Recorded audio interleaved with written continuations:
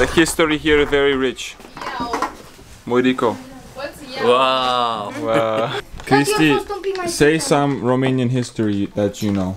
O istorie română. Something small. Fost odată ca niciodată. 3 oameni care au speriat vest. Horea, Cloșca și Crișan. Translate for me, please. One time was 3 people. Okay. Cleus, Crește și Crișan. And this guy s-au luptat pentru România cu turcii. And they fighted for Romania with the Turkeys. Și-au unit toate regiunile țării într-o singură regiune și-au făcut România. And they united all the regions of the country of the Romania, and they made Romania. Yeah. Wow. And people, Romanian, oamenii, românii i-au omorât. And Romanian people killed them. Cu roata. With a wheel, with a big wheel. Au luat o roată.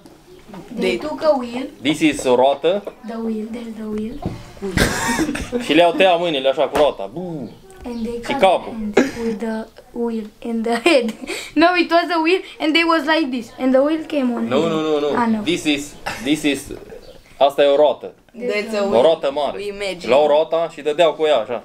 And they were crushing them with the wheel. Le-au tăiat mâinile, i-au tăiat capul. Head. Like a Jesus.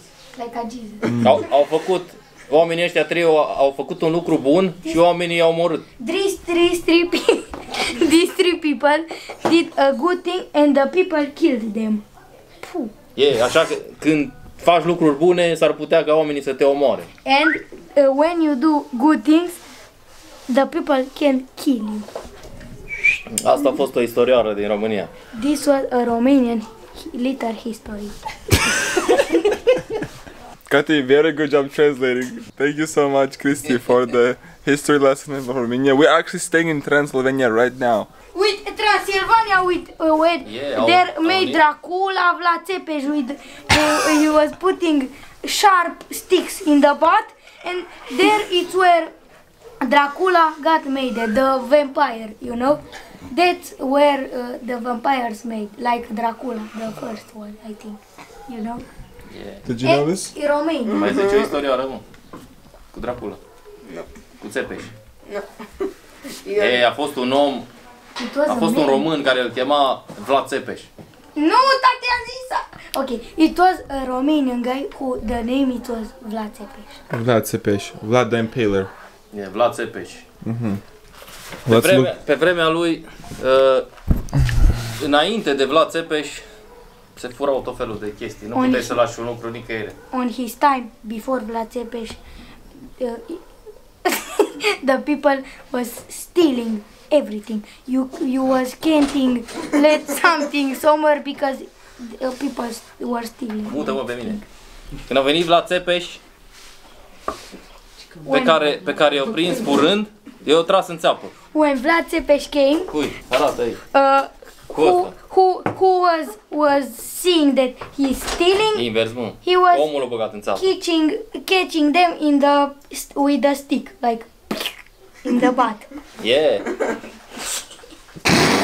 Da. Really? Și pe vremea lui puteai să lași aur la fântână sau găleată de aur sau cană de aur, că nu le mai lua nimeni. On his time, you could let gold everywhere because no one was stealing the gold. Okay. Și omul ăsta a fost numit Dracula. And this guy was named Dracula. So now we know Vlad the Impaler, when he came, he made the crime go down because of how harsh his punishments were. He made the stealing go down specifically, I guess. And because of that, they named him Dracula. Yeah, correct. Really? Acum e foarte vestit. Dracula e foarte vestit. Because of the stick.